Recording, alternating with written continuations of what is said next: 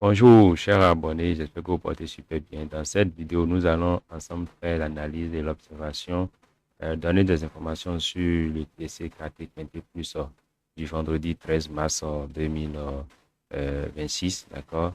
Et nous allons commencer par ce programme où nous avons une compétition européenne qui est réservée aux chevaux d'âge, réunissant des trotteurs confirmés habitués aux confrontations de haut niveau.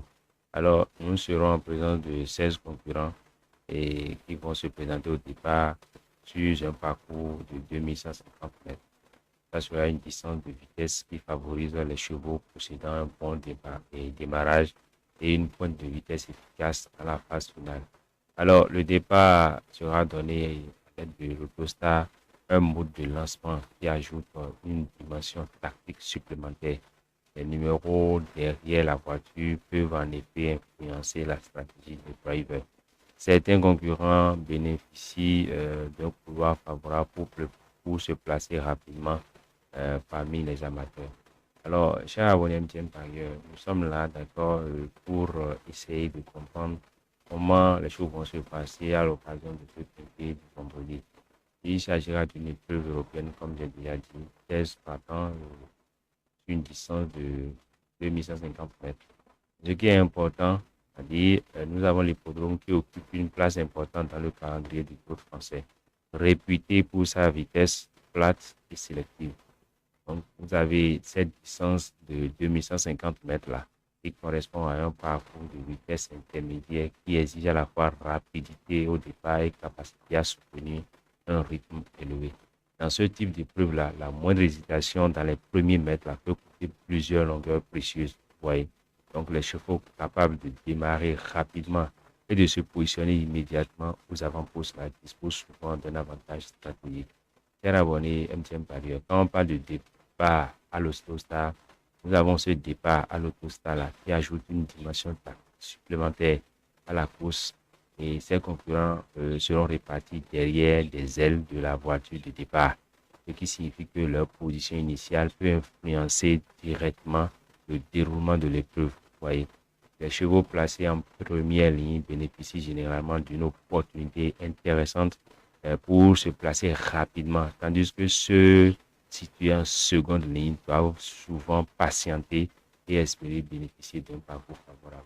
Et dans notre sélection, nous avons, n'est-ce pas, parlé du 8, Desiderio. Desiderio est arrivé dans nos bosses et il y a peu de temps. Mais il était prêt physiquement. Il a couru récemment, prouvant sa forme. Voyez, et nous verrons vraiment si il faudra qu'il gère cette position à l'extérieur.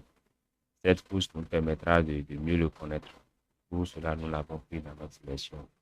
Et nous sommes assez optimistes pour le voir figurer à l'arrivée. C'est pour cela que nous l'avons pris en position. Ensuite, nous avons un Chronos qui vient de montrer sa forme sur la côte d'Azur, derrière le très bon Easterman. Voyez.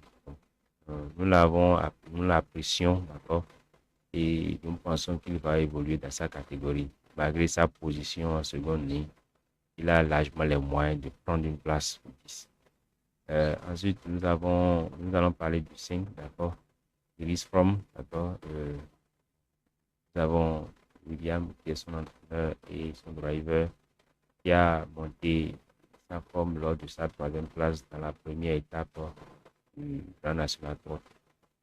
Donc, nous avons une jument là régulière qui donne toujours son maximum en course. C'est pour cela que nous l'avons mis dans nos 4 chevaux préférés. Vous avez compris. Ensuite, on va parler du 9. Voilà, le 9, bon, nous avons sa dynamique physique, d'accord, qui est excellente depuis sa récente victoire à Vincennes. D'accord. Ici, nous sommes sur une ligne droite. Bon, là, nous pensons qu'il devrait avoir le temps de s'en expliquer. Hein, et tous les feux sont ouverts et il devrait confirmer, n'est-ce pas, sa victoire. Cela, nous l'avons pris également dans nos 4 chevaux préférés. Ensuite, nous avons parlé du 13. 13 et le 4 qui sont nos chevaux surprises.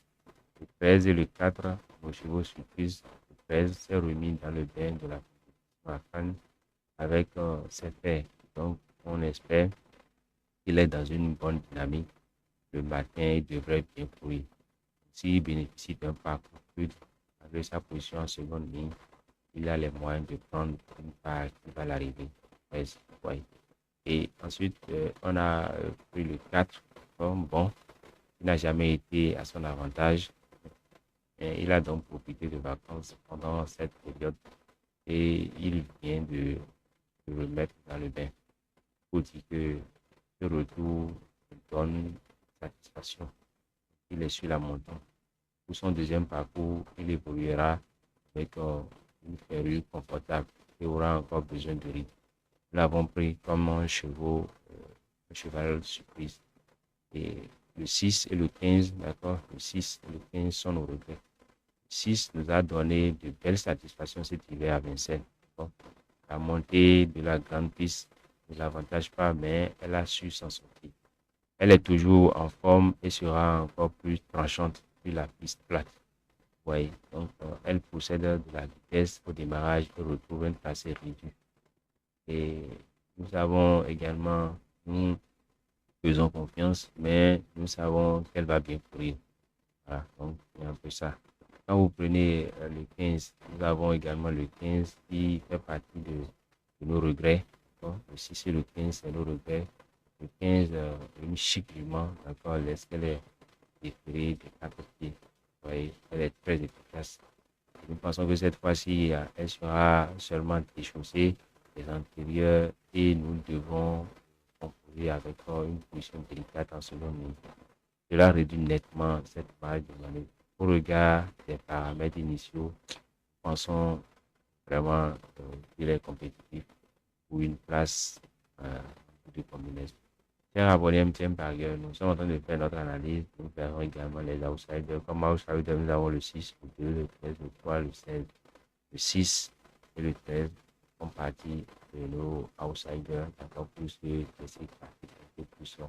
Ce vendredi, 13 mars 2026, nous avons également un non partant. Voilà, donc il faut comprendre simplement que ce TSC 4 et plus là, ce vendredi, nous serons sur un parcours qui va demander une gestion du rythme qui constitue l'élément clé.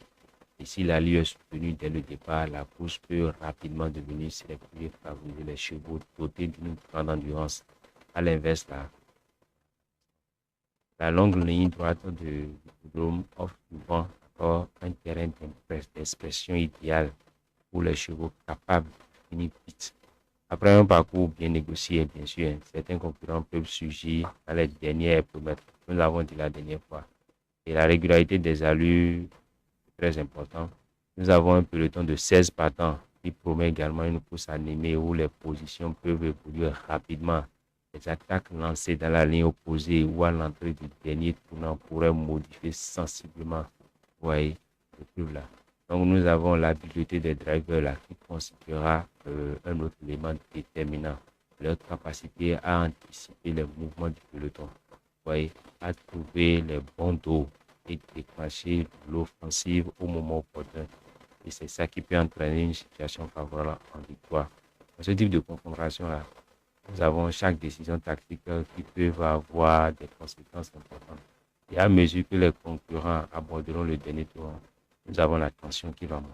Chers abonnés MTM Parieur, voilà un peu l'analyse que nous faisons de notre quintet TSC quintet plus de ce vendredi 13 mars 2026.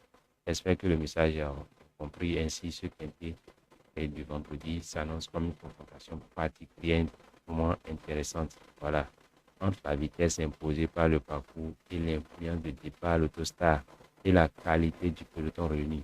Donc tous ces ingrédients-là sont réunis pour offrir une course spectaculaire. Chers abonnés MTM Parieur, voilà un peu ce qu'on peut dire de ce de ce vendredi 13 mars 2026. Merci bien, on garde le contact, on se dit à la prochaine.